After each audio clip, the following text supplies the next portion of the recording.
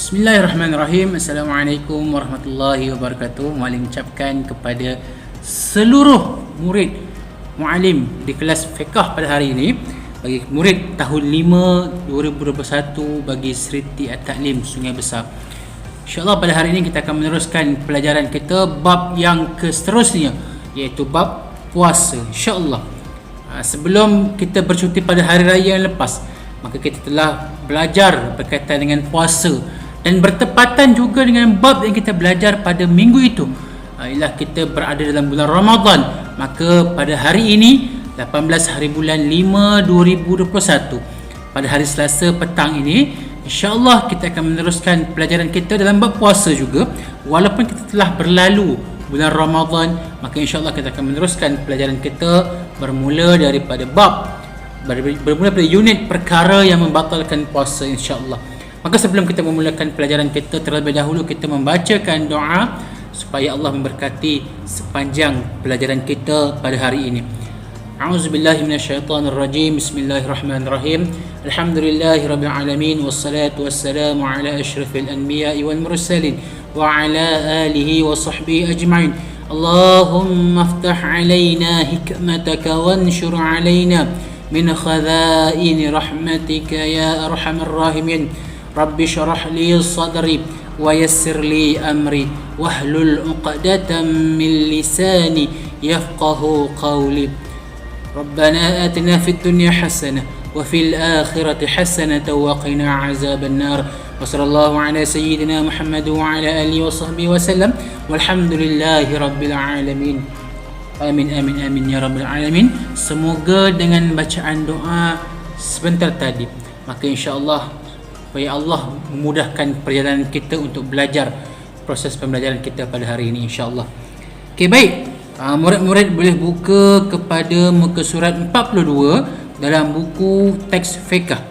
Insya-Allah kita akan meneruskan pada unit yang ke-9, iaitu perkara-perkara yang membatalkan puasa.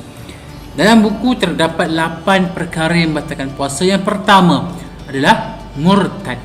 Murtad ni apa? Murtad ni adalah dia mengaku, dia mengucapkan dengan lisan dia bahawa dia telah keluar daripada Islam dan tidak lagi mentauhidkan Allah Subhanahu wa taala.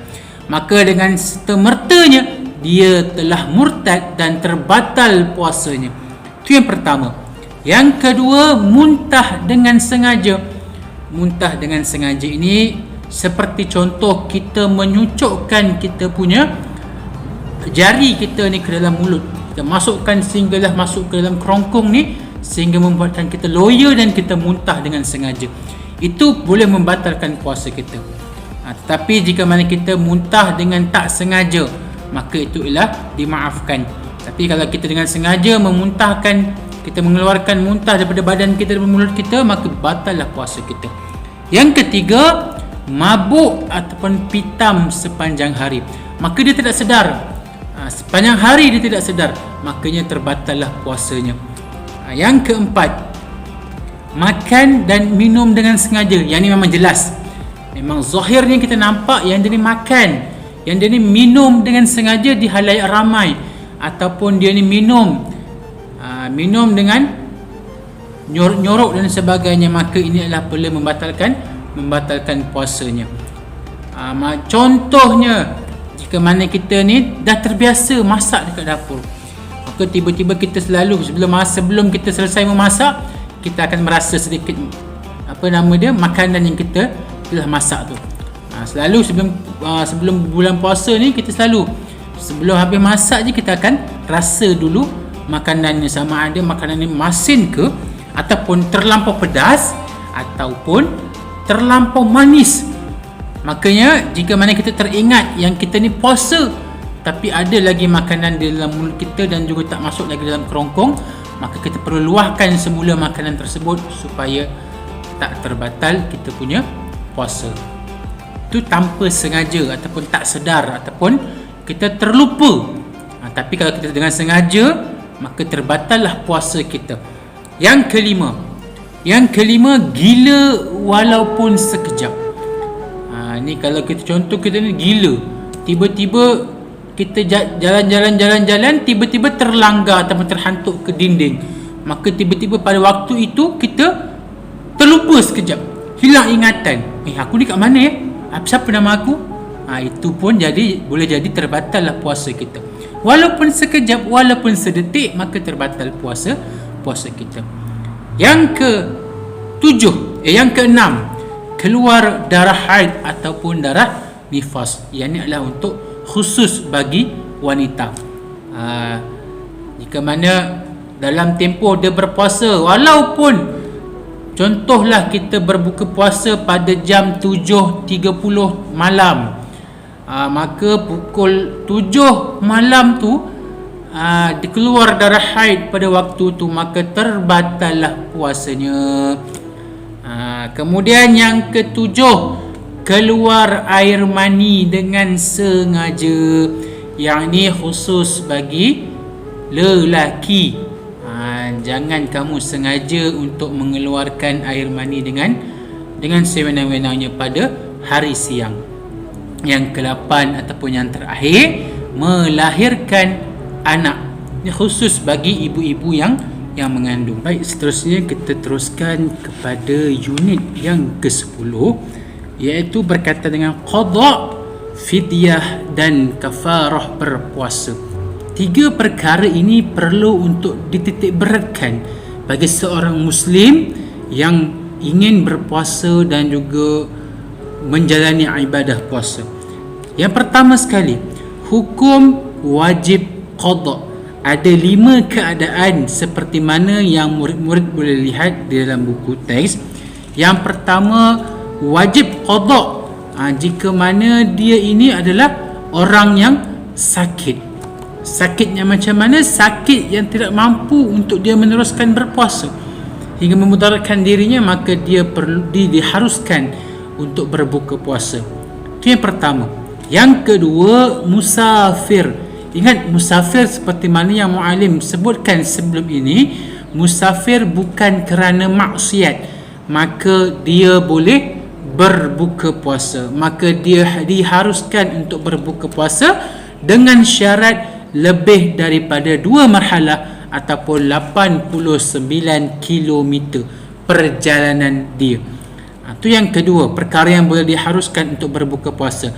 Yang ketiga, keluar darah haid ataupun darah nifas.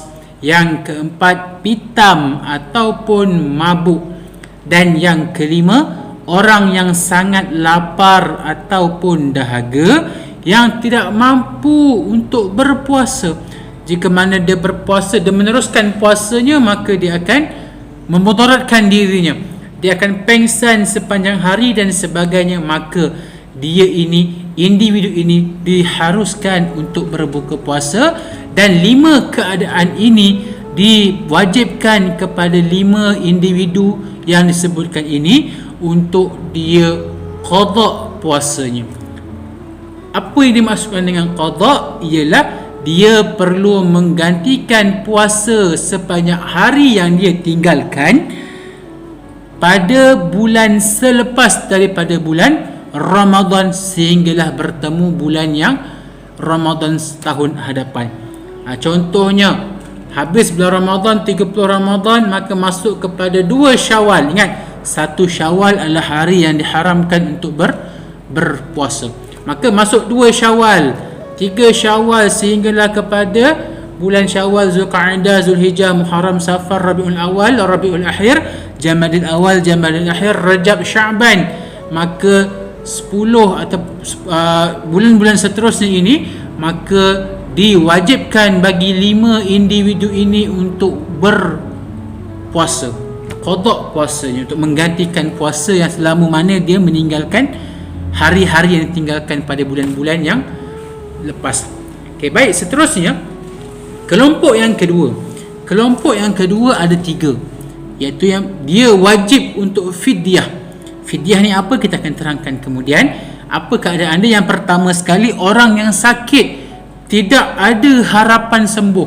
Sebagai contoh, jika mana kita ada nenek ataupun ada atuk ataupun ada keluarga, ahli keluarga kita yang terlentang, terbaring sahaja di atas katil dan tidak mampu untuk menguruskan dirinya, dan tidak ada harapan pun untuk sembuh, maka dia diharuskan untuk berbuka puasa. Yang kedua, orang tua yang tidak terdaya berpuasa. Tetapi jika mana orang tua ini mampu untuk berpuasa, maka boleh berpuasa. Utamakan untuk berpuasa sebab pahala di bulan Ramadan, pahala berpuasa di bulan Ramadan sangatlah dilipat gandakan pahalanya. Maka jika mana kita tak merebut pahala di bulan Ramadan ini, maka rugilah. Sebab Ramadan ini bukannya datang sebulan sekali ataupun bukannya datang setiap hari. Dia hanya datang setahun sekali sahaja di bulan Ramadan.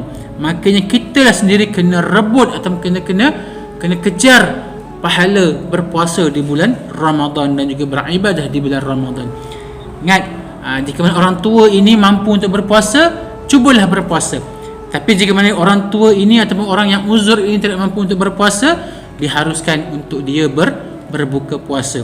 Dan yang ketiga, orang yang meninggal dunia sebelum sempat qada puasa Ramadan yang ditinggalkan.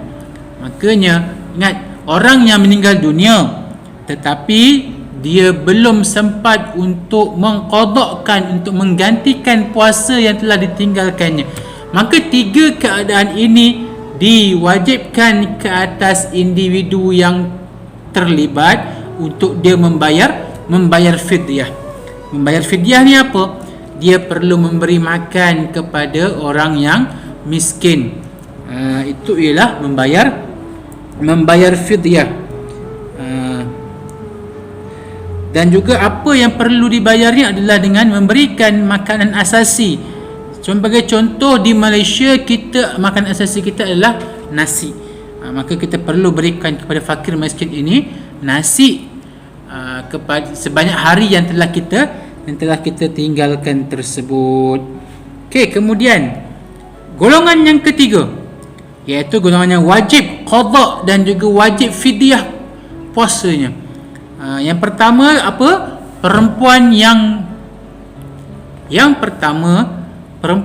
mengandung ataupun menyusukan anak kerana bimbang kesihatan anaknya, maka dia diharuskan untuk berpuasa. Ingat, perempuan yang mengandung ataupun perempuan yang menyusukan anaknya selepas melahirkan anak, maka dia risau, dia merasakan bahawa jika mana dia berpuasa, susu untuk dia menyusukan anak dia berkurangan, maka dia ini perlu untuk berbuka, diharuskan untuk berbuka supaya tidak memudaratkan dirinya dan juga tidak memudaratkan anaknya.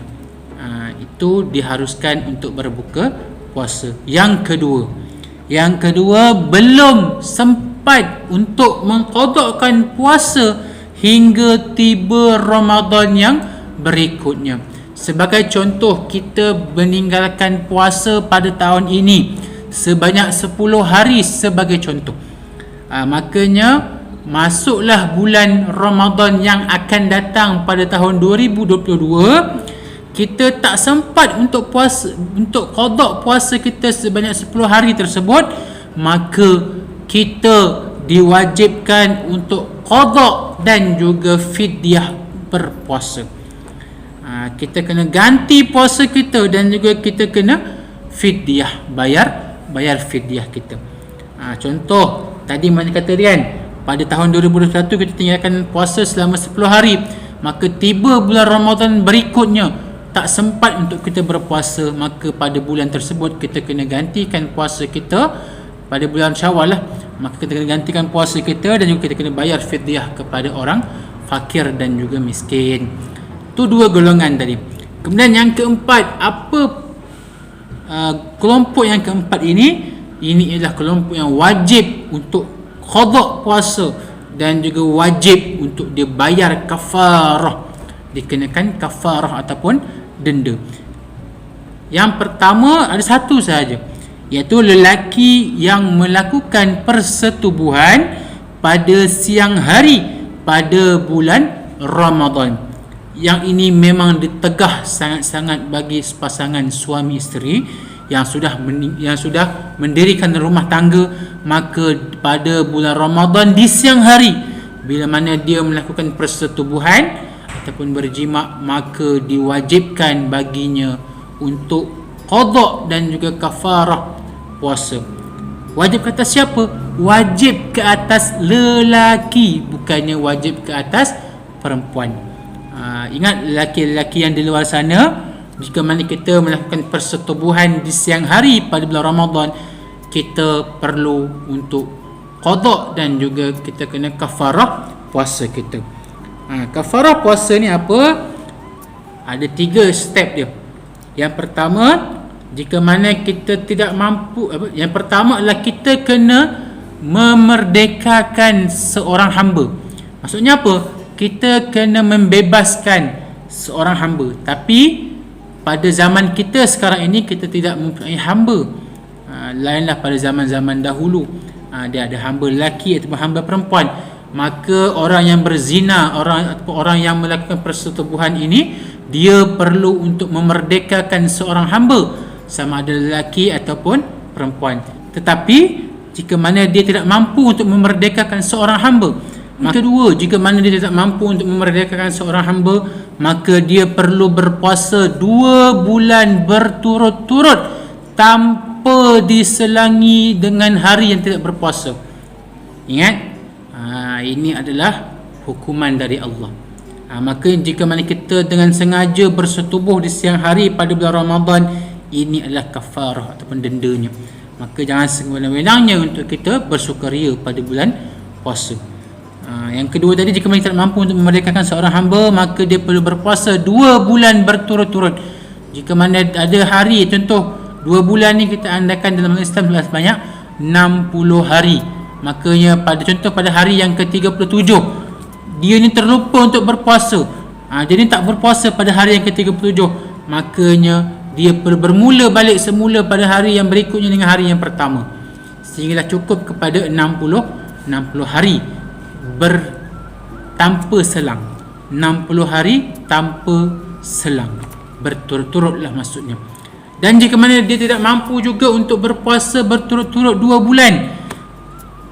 Okey, baik. Jika mana dia tidak mampu untuk berpuasa 2 bulan berturut-turut, maka option yang ketiga ataupun pilihan yang ketiga, keringanan yang ketiga Allah berikan kepada orang yang berdosa ini adalah dengan hendaklah ia memberi makan 60 orang miskin dengan setiap seorang 1 cupak makanan asasi penduduk setempat. Sebagai contoh di Malaysia adalah beras. Dia perlu memberikan 60 cupak kepada setiap orang fakir dan juga miskin. Ingat, itu ialah kafarah dia, itulah denda dia. Maka jangan kita sewenang-wenangnya untuk kita membatalkan puasa, untuk kita bersetubuh di bulan Ramadan pada siang hari. Okey, baik. Ingat tadi Malim ulang semula, kelompok yang pertama ini yang Malim sebutkan ni, dia harus berbuka puasa, tapi dia wajib untuk qada ataupun menggantikan puasanya sebanyak hari yang dia tinggalkan selepas bermula bulan Syawal. Itu yang pertama, orang yang sakit. Yang kedua, musafir yang niatnya bukan kerana maksiat dan melebihi 89 km ataupun 2 marhalah. Yang ketiga, keluar darah haid ataupun nifas. Yang keempat, pitam ataupun mabuk. Dan yang kelima, orang yang sangat lapar ataupun dahaga dan tidak mampu untuk meneruskan berpuasa. Individu ini, 5 individu ini perlu untuk qada puasanya. Kemudian yang kedua, kelompok yang kedua ada 3. Kelompok ini diwajibkan untuk membayar fidyah. Membayar fidyah, yang pertama adalah orang yang sakit yang tidak ada harapan untuk sembuh, atau orang yang stroke. Yang kedua, orang tua yang tidak terdaya berpuasa. Dan yang ketiga, orang yang meninggal dunia sebelum sempat qada puasa Ramadan. Ini ialah orang yang wajib untuk membayar fidyah, memberikan makanan asasi kepada penduduk yang fakir dan juga miskin. Kelompok yang ketiga adalah wajib qada dan juga membayar fidyah. Ada dua. Yang pertama adalah perempuan yang mengandung ataupun menyusukan anaknya kerana bimbang kesihatan anaknya. Itu yang pertama. Yang kedua, belum mengqadakkan puasa hingga bertemu dengan Ramadan pada tahun yang berikutnya. Ini juga perlu untuk qada dan juga membayar fidyah. Dan kelompok yang keempat ada satu sahaja, iaitu lelaki yang melakukan persetubuhan pada siang hari pada bulan Ramadan. Ini wajib untuk qada dan juga wajib untuk kafarah puasanya. Ingat, ini khusus untuk lelaki. Apa dia punya cara tadi? Yang pertama, dia perlu memerdekakan seorang hamba, sama ada lelaki maupun perempuan. Jika man tidak mampu, pilihan yang kedua, pilihan yang kedua adalah dia perlu berpuasa 2 bulan berturut-turut tanpa selang, tanpa dia tidak berpuasa sehari. Yang ketiga, jika man tidak mampu, maka yang ketiga adalah dia perlu memberikan 60 cupak makanan asasi tempatan seperti mana Malaysia adalah beras kepada penduduk fakir dan juga penduduk miskin. Itu 3 cara untuk membayar fidyah, membayar kafar. Kemudian seterusnya kita pergi pada unit yang ke-11, iaitu puasa sunat. Dekat dalam buku ni dia tulis 6 hari untuk kita berpuasa sunat. Yang pertama adalah puasa 6 hari pada bulan Syawal. Seperti mana hadis Nabi SAW, jika mana seorang itu berpuasa pada bulan Ramadan, kemudian diikuti diikuti dengan 6 hari di bulan Syawal, 6 ayyam min Syawal, kasiyamid dahri, seperti mana dia berpuasa setahun di bulan setahun, iaitu mana 360 hari. Cuba bayangkan kalau kita berpuasa setahun tanpa makan di siang hari, mampu tak kita? Tak mampu kan? Makanya kita rebutlah peluang yang Allah telah berikan kepada kita, puasa sebulan di bulan Ramadan dan juga diikuti dengan puasa 6 hari di bulan Syawal. Maka insya-Allah Allah kata apa? Kasiyamid dahri. Maksudnya apa? Seperti mana kita berpuasa setahun di bulan Ramadan. Yang kedua, puasa hari Isnin dan Khamis setiap minggu. Ini adalah puasa seperti mana Nabi Muhammad SAW anjurkan. Itu puasa hari Isnin dan juga puasa hari Khamis. Yang ketiga, puasa hari Tasyua' 9 Muharram dan puasa Ashura, iaitu 10 Muharram. Yang ni yang familiar. Selalu di Malaysia kita dengan budaya memasak bubur Ashura. Inilah pada siangnya kita berpuasa lah, dan juga puasa pada 9 Muharram. Kemudian yang keempat, puasa hari Arafah pada 9 Zulhijjah. Puasa hari Arafah adalah kalau contoh kita menunaikan haji, 9 Zulhijjah tu kita akan ada beri padang Arafah. 10 Zulhijjah tu adalah kita bersedia untuk menyambut Hari Raya Aidil Adha kalau di Malaysia. Dan 11 hari bulan, 11 Zulhijjah, 12 Zulhijjah, 13 Zulhijjah kita bertakbir, kita melakukan ibadah korban. Kalau di Malaysia. Dan yang kelima, puasa hari terang, iaitu ataupun kalau selalu orang sebut hari putih. Hari putih iaitu pada setiap bulan pada tanggal 13, 14 dan juga 15 pada setiap bulan Hijrah. Kalau contoh kita nampak, kalau kita pergi keluar, kita pandang ke langit, maka pada tanggal 13, 14 dan juga 15 pada setiap bulan Hijrah, kita akan nampak bulan tu purnama. Cantik sangat bulan tu. Maka itu dinamakan sebagai hari putih ataupun hari terang. Dan yang keenam, banyakkan puasa pada bulan Rajab dan juga bulan Sya'ban. Ada lagi ke puasa-puasa lain? Ada, tapi kita belajar untuk buku ini saja ada 6 perkara ataupun 6 hari-hari yang kita digalakkan untuk berpuasa sunat. Yang lain-lain tu nanti insya-Allah kita akan review pada pelajaran yang akan datang. Kemudian yang ke-12, unit yang ke-12, hari-hari yang haram berpuasa. Hari-hari yang haram berpuasa ada 3. Yang pertama pada 1 Syawal, hari raya Aidilfitri. Jangan pula kita berpuasa, kita dah berpuasa sebulan di bulan Ramadan, tiba-tiba pada 1 Syawal kita nak berpuasa juga. Sedangkan Allah kata itu adalah hari kemenangan bagi orang-orang yang mentaati, yang berjaya untuk mengharungi sebulan di bulan Ramadan. Itu adalah hari kemenangan, maka kita kena raikanlah. Kemudian 2 Syawal kita nak berpuasa, boleh puasalah, kita puasa 6 hari itu ataupun puasa qada dan sebagainya, maka kita dibolehkan berpuasa. Tapi pada 1 Syawal dilarang secara keras untuk kita berpuasa. Yang kedua pada 10 Zulhijjah, iaitu hari raya Aidil Adha, ini pun kita dilarang untuk berpuasa. Dan yang ketiga hari Tasyriq. Hari Tasyriq ni ialah hari pada 11, 12 dan 13 Zulhijjah. Ini pada tarikh yang mana kita melakukan ibadah korban. Makanya diharamkan untuk kita berpuasa.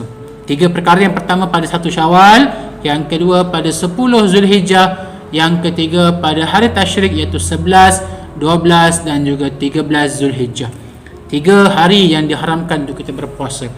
Kemudian apa hikmah berpuasa pada unit yang ke-13 muka surat 45 tersebut? Yang pertama, diampunkan dosa-dosa yang lalu. Rebutlah ganjaran. Bila mana kita berpuasa, insya-Allah Allah akan berikan ganjaran kepada kita. Yang penting kita ikhlas, kita ikut apa yang telah Allah perintahkan kepada kita. InsyaAllah kita akan dapat ganjaran-ganjaran yang Allah telah janjikan kepada kita. Yang kedua, bergembira ketika berbuka. Jangan pula kita menghadap makanan dengan muka yang masam, muka yang marah, tengah gaduh dengan adik-beradik, kita berebut makanan, kita tak berbahagia di depan makanan, makanya tak elok. Yang ketiga, boleh menghindarkan penyakit. Baik, selalu kita pada bulan-bulan yang lain kita sering makan, setiap saat atau setiap ketika kita akan menyuap makanan ke dalam mulut tanpa henti. Tapi di bulan Ramadan kita dilatih untuk berpuasa, menahan diri kita daripada menyuap makanan masuk ke dalam mulut, menyuap minuman masuk ke dalam mulut. Itu menahan, itu hikmahnya, itu kelebihan kita berpuasa. Dan yang keempat, merasai kesusahan golongan fakir dan miskin. Kita akan rasa bahawa Allahu Akbar, bertuahnya kita dianugerahkan, diberikan nikmat oleh Allah Subhanahu Wa Taala, rezeki yang melimpah ruah. Bayangkan orang fakir dan juga miskin, mereka berbuka dengan apa? Adakah hanya sekadar kurma sahaja sebagai santapan, ataupun ada makanan menu-menu lain yang lebih sedap untuk mereka? Dan jika mana kita ni berasa murah hati, nak meraih ganjaran pahala yang berlipat kali ganda di bulan Ramadan, kita berkongsi juadah yang kita berbuka pada hari tersebut. Berkongsilah dengan jiran tetangga kita, berkongsilah dengan mereka yang tidak mampu untuk membeli makanan, yang punya anak yang ramai, maka kita berkongsilah dengan mereka. Sebab apa? Sebab dalam rezeki kita bukannya hanya kita sahaja berpunya, bukan hak milik kita sahaja, tapi adalah hak milik orang lain. Yang seterusnya, yang kelima, Allah menetapkan ganjaran. Ada ganjaran-ganjaran yang Allah berikan kepada kita, jadi rebutlah peluangnya. Dan yang ketujuh, yang keenam, doa dimakbulkan, khususnya ketika kita ingin berbuka puasa di depan makanan ni. Masuk waktu pukul 7.20, contoh 7.15, kita duduk di depan makanan tersebut dan kita berdoa dalam hati, Ya Allah, kurniakanlah rezeki yang melimpah ruah kepada diriku, kepada keluargaku, berikanlah keimanan kepada diriku dan juga keluargaku, jangan pesongkan akidah kami, berikanlah kesembuhan kepada seluruh rakyat Malaysia dan dunia ini supaya terhindar daripada COVID-19. Doalah supaya Allah menangkan atau berikan kemenangan kepada tentera-tentera di Palestin sana yang berjuang untuk mempertahankan bumi Gaza. Berdoa, sebab mereka perlukan doa kita, mereka perlukan kepada rentihan kita. Maka doalah, rebutlah peluang, rebutlah waktu ini untuk kita berdoa, sebab Allah akan makbulkan doa kita. Seterusnya, yang ketujuh, bergembira menyambut hari raya. Dan yang ke-8, mulut orang berpuasa berbau wangi di sisi Allah Subhanahu Wa Taala. Jangan pula kita kata kita wangi, sedangkan pada pagi tadi kita tak gosok gigi. Itu bukan wangi namanya. Itu bukannya wangi di sisi Allah, tapi itu busuk di sisi Allah ataupun di sisi manusia. Tapi bila mana kita berpuasa sepanjang hari, maka Allah kata mulut kita ni seperti bauan wangian kasturi. Itu di sisi Allah. Memang di sisi manusia mulut kita ni berbau, tapi insya-Allah di sisi Allah mulut kita ni adalah mulut yang wangi seperti wangian kasturi. Lagi wangi jika mana kita menambahkan hari-hari kita ni dengan bersalawat, berzikir, beristighfar, beristighathah dan sebagainya. Insya-Allah wangian tu sangatlah wangi. Baik. Seterusnya, murid boleh buka muka 46 itu yang terakhir. Tahukah anda, warna hijau tu kan, mengumpat boleh mengurangkan pahala puasa. Sebab tu kita ni digalakkan untuk mengurangkan bercakap di bulan Ramadan. Banyakkan beribadah, banyakkan berselawat. Tak ada guru ataupun waktu yang senggang, tak ada pelajaran, makanya banyakkanlah beristighfar, banyakkan bersalawat, banyakkan nasyid-nasyid ataupun qasidah dan sebagainya. Rebutlah peluang ini, jangan pula kita tinggalkan. Walaupun mungkin sekarang ni bukan bulan Ramadan tapi bulan Syawal, rebutlah peluang-peluang yang ada pada setiap hari di bulan-bulan yang lain. InsyaAllah ada ganjarannya, walaupun bukan bulan Ramadan, tapi ada ganjarannya jika mana kita ikhlas untuk kita berbuat kebaikan. Sesuai amalkan bawah tu, perbanyakkan amalan-amalan sunat di dalam bulan Ramadan. InsyaAllah jika mana kita diizinkan Allah Subhanahu Wa Taala, tahun hadapan kita dikurniakan Allah Subhanahu Wa Taala untuk kita berpuasa di bulan Ramadan, maka menanamkan azam dan juga melipat gandakan lagi pahala kita, melipat gandakan lagi amalan kita pada bulan Ramadan, insya-Allah. Kata itu sahaja pelajaran kita pada hari ini. Cukup sekadar itu. InsyaAllah pada pelajaran yang akan datang kita akan masuk kepada pelajaran yang ke-6, itu berkaitan dengan zakat. InsyaAllah kita akan masuk pada pelajaran seterusnya, itu bab yang terakhir, zakat, pelajaran yang ke-6. Jika mana murid-murid ada persoalan ataupun perkara-perkara yang tidak faham, maka boleh WhatsApp muallim, ataupun boleh bertanya terus dengan muallim, ataupun telefon muallim. InsyaAllah kita sama-sama bantu, kita sama-sama kita menerangkan perkara-perkara yang kita akan pelajari, insyaAllah. Bermula daripada pengertian puasa, dalil naqli untuk berpuasa, hukum puasa, syarat wajib puasa, syarat sah puasa, rukun puasa. Apa lagi kita dah belajar? Perkara-perkara sunat ketika berpuasa, perkara-perkara makruh ketika berpuasa, perkara-perkara yang membatalkan puasa, qada, fidyah dan kafarah berpuasa, puasa-puasa sunat, hari-hari yang diharamkan berpuasa, dan juga yang terakhir adalah hikmah berpuasa. InsyaAllah jika mana murid-murid ada soalan, terus jangan malu, jangan segan untuk bertanya dengan muallim. InsyaAllah kita sama-sama bantu, kita sama terangkan dengan lebih lanjut berkaitan dengan puasa ini. Sebab apa? Ibadah ini tidak perlu untuk kita malu. Jika mana kita malu, makanya kita akan rugi, sebab kita tak menuntut ilmu dengan sepenuhnya. Sebelum muallim terlupa, muallim minta untuk semua murid, jika mana tidak faham, maka ulanglah balik video ini sehinggalah kamu faham, dan jika tidak faham juga rujuk kepada muallim untuk lebih faham berkaitan dengan bab berpuasa ini. Muallim tahu ada yang tidak hadir dengan kekangan kesihatan pada minggu-minggu sebelum kita bercuti tu, maka jika mana kamu tertinggal, boleh rujuk kepada muallim dan boleh rujuk kepada video ini. Ada sebahagian bab sebahagian unit yang kita telah sentuh. Jadi makanya jika mana ada murid-murid yang tidak faham dan juga tertinggal pelajaran sebab masalah kesihatan dan tidak hadir ke sekolah, maka muallim mohon untuk sama-sama buanglah sifat malu untuk belajar. Banyakkan bertanya, banyakkan untuk kita menuntut ilmu, insya-Allah ada keberkatannya. Sekadar itu sahaja dari muallim. Ma asabaka min hasanatin fa min Allah wa ma asabaka min sayyi'atin fa min nafsik. Aqulu qawli hadza wa astaghfirullahal azim li wa lakum. Wassalamu alaikum warahmatullahi wabarakatuh. Wallahu a'lam.